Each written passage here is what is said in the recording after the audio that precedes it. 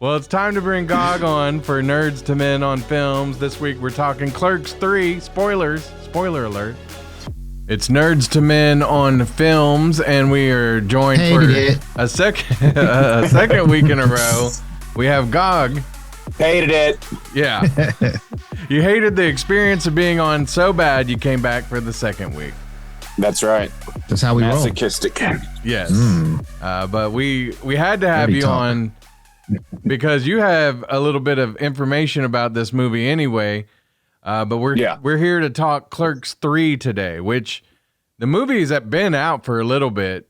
I guess not. Right. It didn't come out in theaters though, did it? Was it just digital release? I think it might have had like a really limited run and then came out on digital pretty soon after. But the whole time, I think it's still going on. Kevin Smith's been touring with it. Right. Where basically people go and watch the movie and then he does a Q&A afterwards. And you went to one of those, so that's why we want to get into that here in just a second, but I just wanted to mention, if you haven't seen it yet, you can go buy it right now, like on Amazon. I think it was $8. Yeah. But yeah, like the thing, wasn't Kevin Smith at least talking about it? I don't know if he actually did it, but wasn't he saying he was just going to release his movies through NFTs or something? No, he did an NFT project. Did he? I had a really difficult time trying to track down a lot of information about it, but it was a horror movie that they had made. I guess they released it as an NFT. So yeah, I thought that was kind of an odd choice. Well, I thought he had said something about he thought that might be the future of releasing movies. I hope not. Yeah, me too. Because I don't know. Seems like just extra steps. Yeah, right. It's like, well, we're gonna sound like the nerds to old men on films right now, but yeah, the NFT. Yeah, the NFTs are I don't understand it. I don't know what it is. I just want it's a non-fungible token. Yeah, I want that means it doesn't have it's not gonna give me athlete's foot. Is that what that means? Yeah. Okay, good.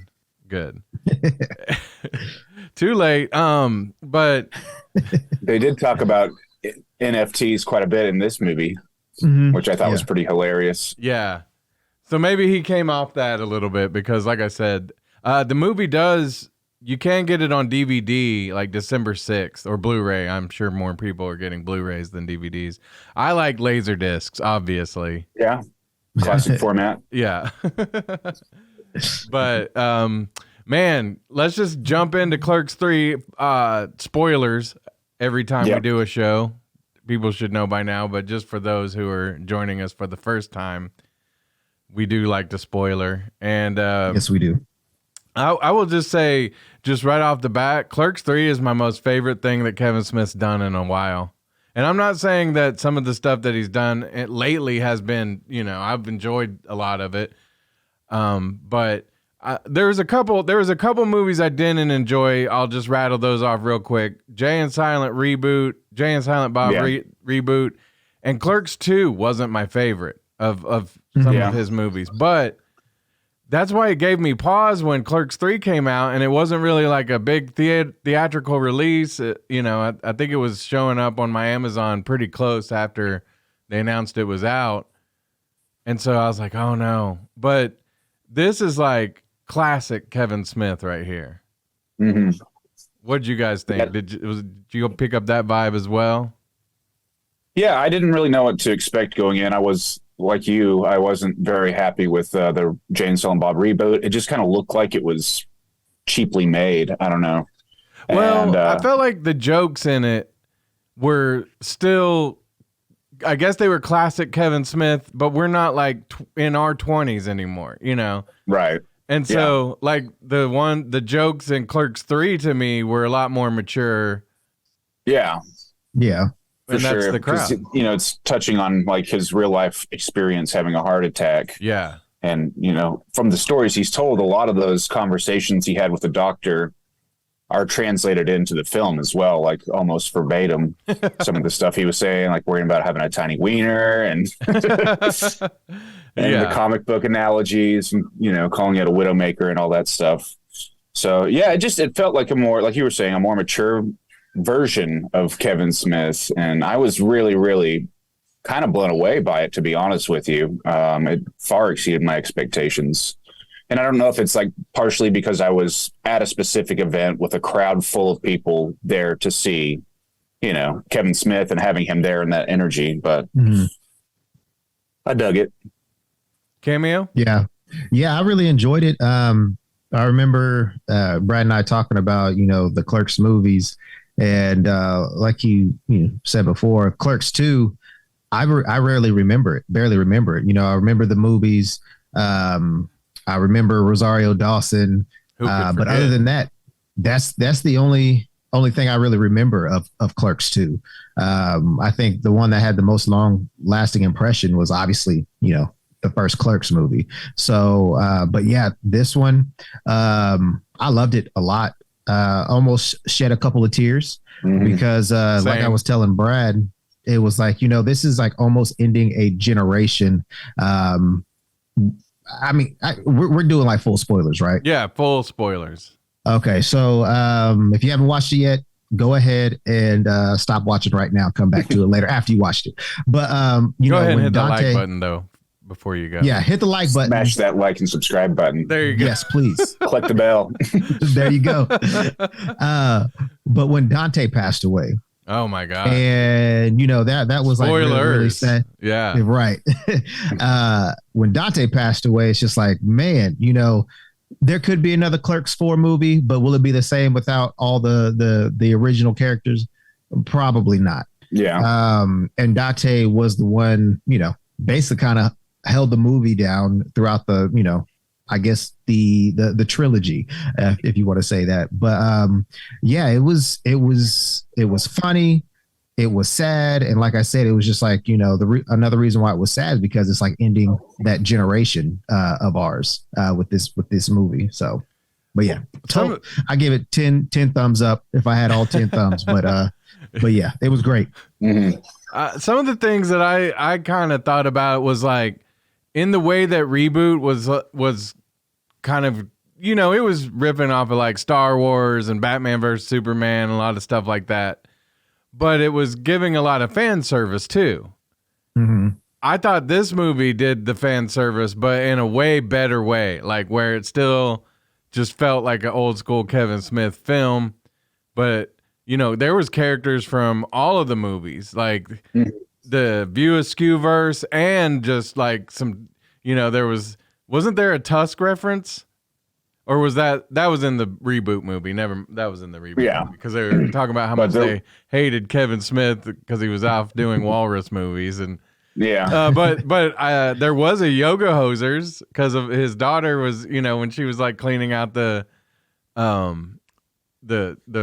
fridge at the gas station. I gotta But there was references to all the movies. Dogma. Yeah. They had the Buddy Jesus. Like a lot of the stuff on the shelves, if you pay attention to like the cereal boxes and things like that, are all products that he's used in previous movies. So I thought that was a nice touch. But it wasn't like like wink, wink, wink. You know what I mean? Right. It was more like Easter egg type stuff. Yeah. Yeah. I really liked Elias's ever-shifting wardrobe. Yes. That cracked me up. That was great. That was really, really funny. One of the things from the Reboot, because I watched it the other day too, just because it was on Amazon Prime and it was free, and I was like, maybe I should give it another chance, because I've been thinking about that too. But it was still like no. Yeah. He even said during his live tour thing, he was like, "Yeah, we decided to do it again, but this time with a good movie." So he was even poking fun at Reboot as well. Right. So, but he did it, like I said, they did a great job with this one, because there would be things in Reboot where they would like look at the camera and make sure you really got the reference or whatever. And in this one, it wasn't like that. It didn't take you out of the film. And it was something that, like, I've gone back. I watched Zach and Mary Make a Porno this week. That was the one with Seth Rogen and Elizabeth Banks. That one wasn't like Jason Mewes is in it, but he doesn't play Jay. Like, so it's not. Oh yeah, it's not considered in the View Askew verse or whatever. But those were all really good, but like I miss the old kind of like Kevin Smith indie film Kevin Smith, you know? Like Dogma and Chasing Amy and Mallrats. Mallrats. That whole era. Mallrats was amazing. Yeah, I think I saw Mallrats before I saw I think cuz it came out after Clerks. Clerks came out in 1994 and Clerks 2 came out in 2006, but Mallrats came out later, and that was my introduction to Kevin Smith. It made me go back and watch Clerks because everybody's like, "Oh, you'll love it." I was like, "Oh, it's in black and white though." Yeah, right. But then that's the auteur. That's the auteur in Kevin Smith. So which he explained fully. And that was one of the, like I told Cameo this during this movie. There was like a lot of different storylines going on, and like kind of sequences. And so like I think an hour into it, I was like, okay, it feels like they're about to wrap it up, and they were just wrapping up like a storyline, and I was like, that was a good movie. So and then they'd get into something else, and man, it was like, oh, this is just getting better and better.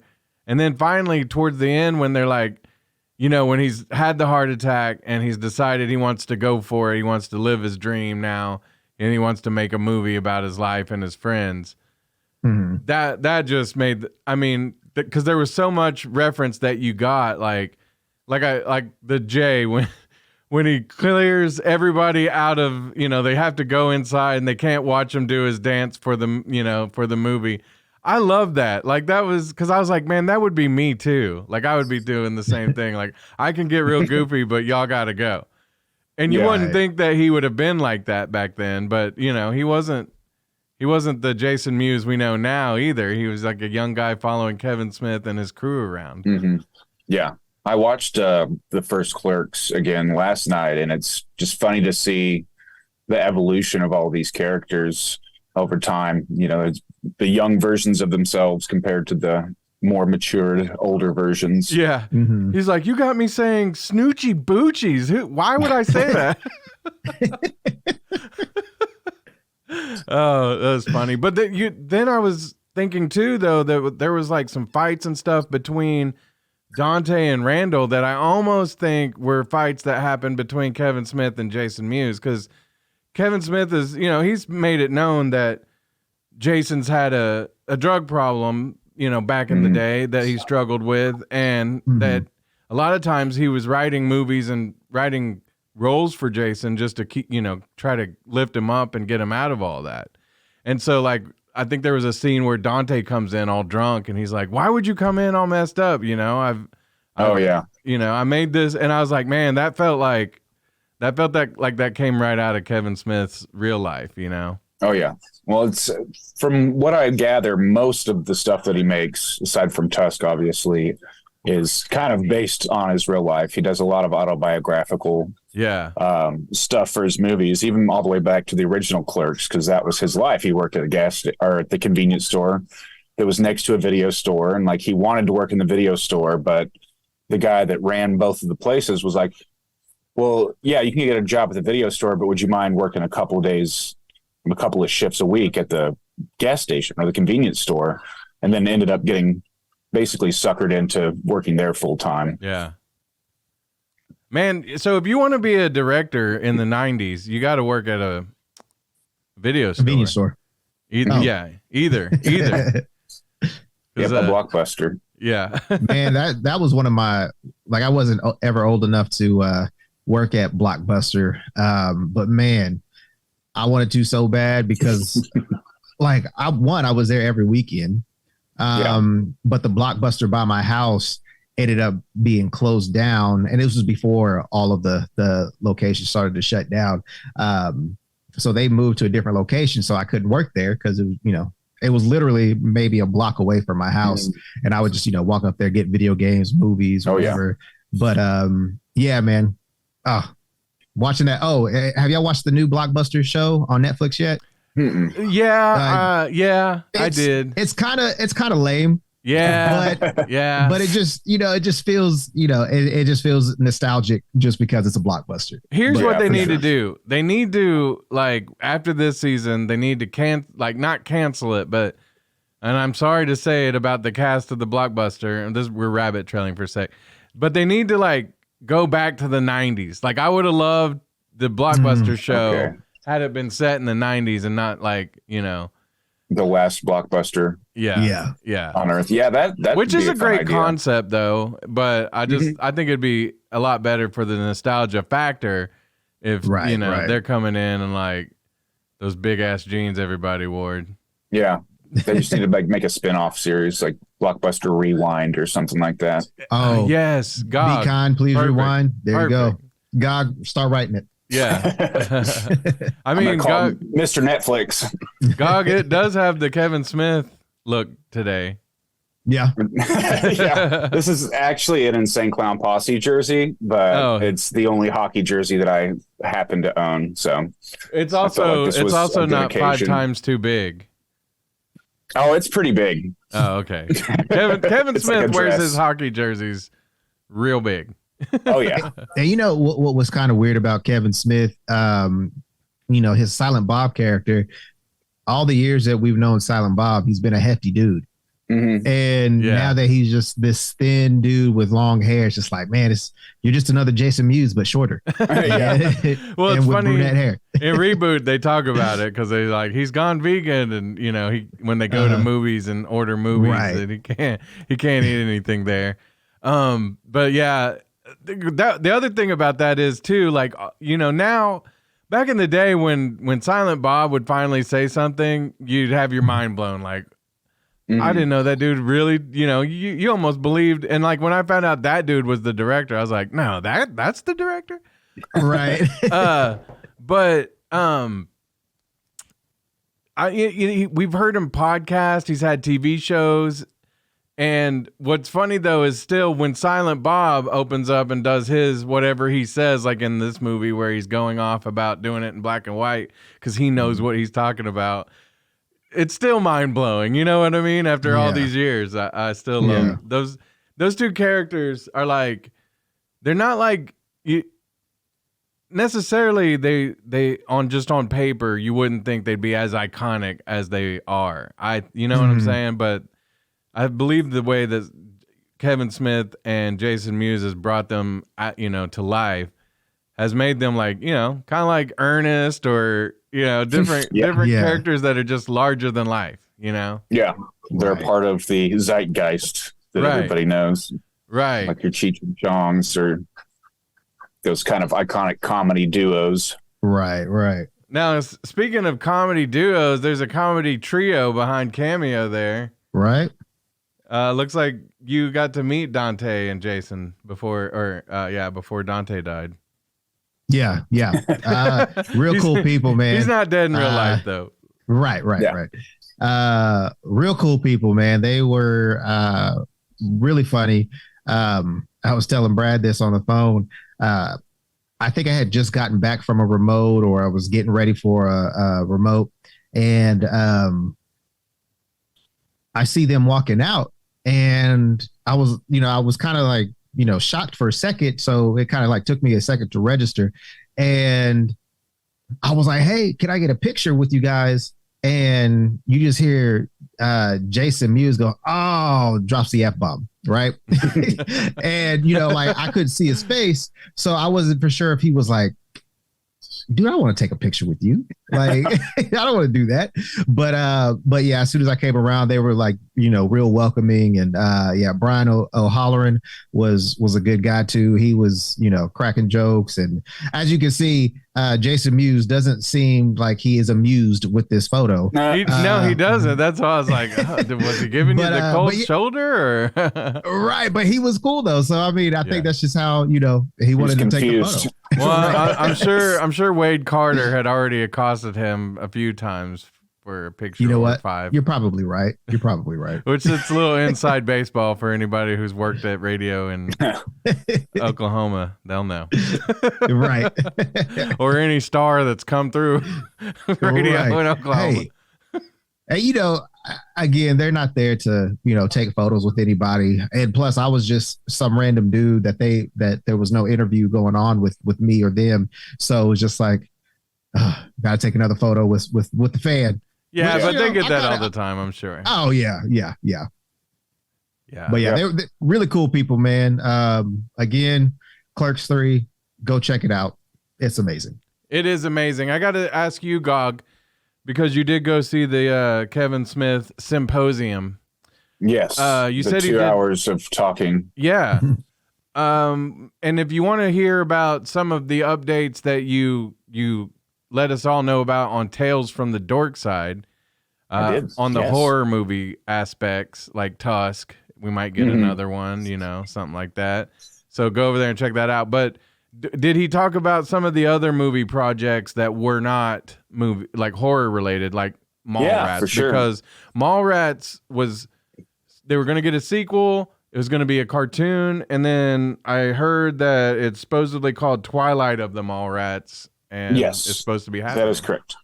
So I guess the reason it hasn't been made yet is whatever studio owns the rights to Mallrats is just like basically they're having a hard time negotiating budget and everything with it.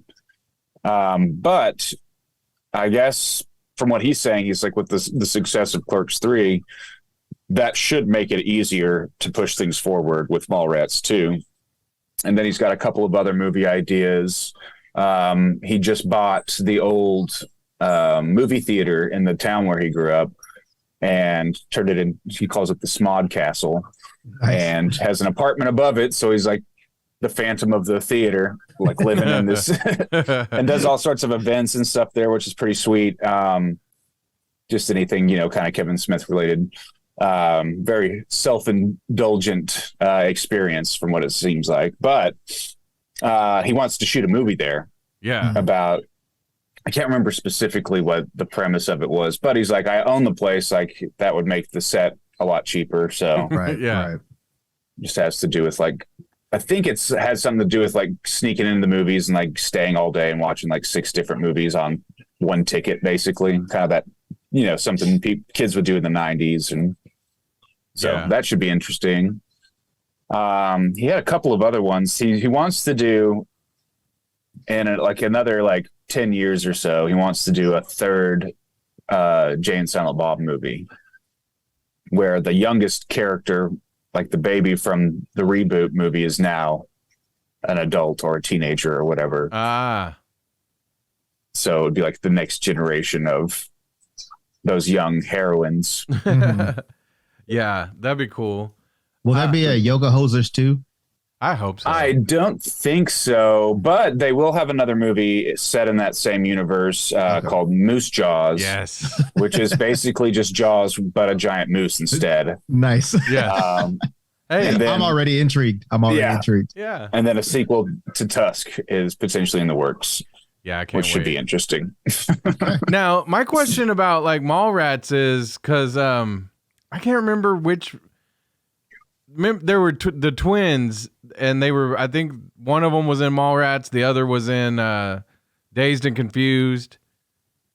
Yeah, but I can't remember their names now. I don't. Yeah, but would they be in it? Would they be trying to bring back Jason Lee? Because he didn't show up at all in Clerks 3, which I was kind of disappointed a little bit. I love Jason Lee. He said that was a scheduling conflict, and it was. Yeah, they had talked to him, and he was like, "Why don't you hit up Ethan instead? Because I'm not going to be able to do it." And that's why Ethan showed up. Right. Okay. Ethan Suplee. Yes. Yeah. Of course, he's almost unrecognizable now. I know, it's insane. But he did mention the not being able to see the picture. The sailboat. Yeah. That was good. Those things, I hated those things back in the 90s, man. You dumb idiot. You had to is a sailboat. You know what? There is no Easter Bunny. So Mallrats, that's one of my most anticipated if he's going to make a sequel to anything else. I mean, Tusks is up there, but and I hope that they because I forgot that Stan Lee was in Mallrats, so it'd be nice if they did a little tribute to Stan Lee as well, because Kevin Smith has been in the comic book world forever and has done stuff for the Flash, Supergirl, Daredevil comic book, so hopefully and you remember Stan Lee would mention Kevin Smith in one of his last cameos in one of those movies. He was in Yoga Hosers. He was? I don't remember Yeah. that. I'll have to go. Yeah, he shows up very briefly. I need to watch Yeah, Yoga Hosers again too. I love that. Yeah, movie. it was in Captain Marvel where he was on the train. Yeah, right. Preparing for the role. Yeah. Oh, because he was preparing. He was going to be in a Kevin Smith movie. Yeah. Yeah, he was on the subway looking at the script and he was like saying Excelsior and yeah. I love it. I love it. I wanted to mention a couple, and we were talking about the Mallrats thing. Another movie that, like, because of the studio you can't find anywhere. We mentioned earlier was Dogma. Yeah. Like one of the if it's the same studio that owns it, because I know for a while, like I think he had a falling out with the Weinsteins when all that stuff happened. And yeah, so because like everything was with Miramax back in the day. yeah, and so I think that they're not happy because he was not, he wasn't going to support them. And but Dogma is one that you can hardly find anywhere. But like if you get the chance to watch that, I think I have like the VHS somewhere. Maybe it might be worth money. Who knows? But I think I do too. But that's one of my favorite ones. Chasing Amy. That's one I haven't seen a whole bunch of times, but I did enjoy that one a lot. But that one was more like, that one had Ben Affleck and what was the lady's name? She was also in like Dazed and Confused and Amy. Oh God, a very distinct voice. Is it Joey Lauren Adams? Joey Lauren Adams. Yeah, that's right. Yeah, I always got her confused with the that other one that was in the. I'm just gonna quit. Before I forget all the names. But then all the movies lately in the View Askew have been like Jay and Silent Bob Strike Back, Clerks II, Jay and Silent Bob Super Groovy cartoon movie. Did you see that one? I've never seen that one. I did, but I don't really remember it very well. It says it was a Blunt Man and Chronic movie. Yeah. And there was also a Clerks cartoon series. There was a Clerks cartoon. And let's see, the animated series, there were 6 episodes that got made. And I remember when that was coming out because I wanted to watch it. And there was only 2 episodes that were ever released. That's right. Yeah. The world just wasn't ready for Clerks cartoon. And then apparently there was a Clerks live action show that was only a pilot. And apparently Kevin Smith didn't have anything to do with the treatment. Maybe he pitched it and they were like, that sounds like a good idea. And then they tried to make it without him or something. So it didn't actually happen, but that doesn't sound very good. Yeah. I can see a Clerks being something that would work in a series format, Yeah. Yeah, for sure. But like on a streamer somewhere. But would it have to be like Dante and Randall? I mean, you'd have to have one of them, I guess, at this point. If Randall and Elias. Yeah. Or maybe like something that takes place over at the video store / dispensary. Yeah. That'd be pretty good. That part was hilarious when he was selling the whatever it was. I can't remember what the dude called it. Pre-rolls. He was like looking around. Yeah. It was like, this is how we did it in the 90s. Yeah. He's selling pre-rolls out of his jacket. Like there you go, pre-rolls. Yeah, like it's illegal, but he's got a legal dispensary. This is how we did it in the 90s, son. Right. Yeah. So good. Yeah. So true. I really did. I did love this movie. And we've been trying not to offend the YouTube gods by we got rid of our rating system, but I'm just going to go for it. I'm going to say that I give Clerks 3 all 3 crying happy tears Kevin Smiths. Same here. 3 out of 3. Cuz I got to tell you, it's been a minute since a movie made me want to tear up. And like Cameo said, it did feel like the end cap or whatever of all these movies and this universe. And it won't be because there will be a Mallrats, or something like that. But it is like, it was very stark because now these guys that were iconic in the 90s, young and thin and head full of hair, talking about they weren't even supposed to be there that day. And now they're having heart attacks and That's the line that really got me when I was watching it at the show, was when he's doing his eulogy and he's like, "You weren't even supposed to be here today." Yeah. Right, man. That was man. I think that was like the second or third time I almost started crying. Yeah. I'm like, I'm in a room full of people. Right. Hold in. Yeah. Did he get like a standing ovation or? Oh yeah. Yeah. That's dope. That's dope. You know, it was crazy. It was kind of crazy though, because the movie started, and whenever Randall has his heart attack, I think someone was like either really drunk or maybe a little too stoned, but they had to have a medic come wheel them out of there. Oh, after watching that sequence. So there was like kind of a commotion for a good 20 minutes or so. Well, that's not good. No. Did they keep the movie playing or did they stop it? Yeah, they kept the movie going. Oh, okay. But Oh, go ahead. I was just going to say, I guess somebody got overwhelmed from seeing that sequence or something happened. It just kind of does Pretty wild. remind me of like all the stuff that he puts in there, though, that you can tell like after his heart attack and how it seemed like he was really hyper focused on that, and like other people were kind of resenting that. Like, I wonder if Kevin Smith kind of went through that, where everybody else was like, "Okay, we get it." Right. Yeah, because he did talk about it extensively, but his reasoning from what he said was the reason he talks about it so much is because, you know, he basically had an 18% chance of living through that.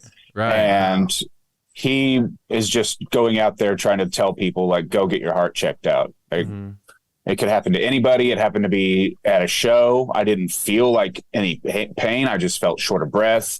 But if I had not gone to the hospital because of that, I would have died, which is pretty crazy. Yeah.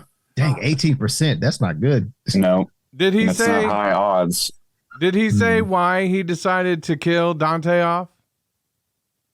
He had the 2 heart attacks. Okay, so he had Randall's was his heart attack, and Dante's was his father's heart attack because his father died of a heart attack. Oh, okay, that makes sense. Okay.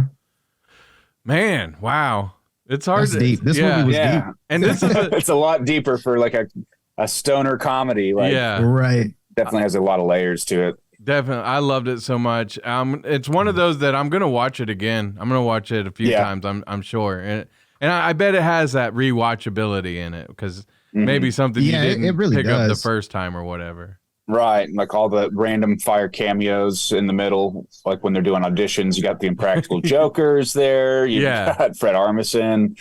Yeah, that was funny. Damon. Ben Affleck. Yeah.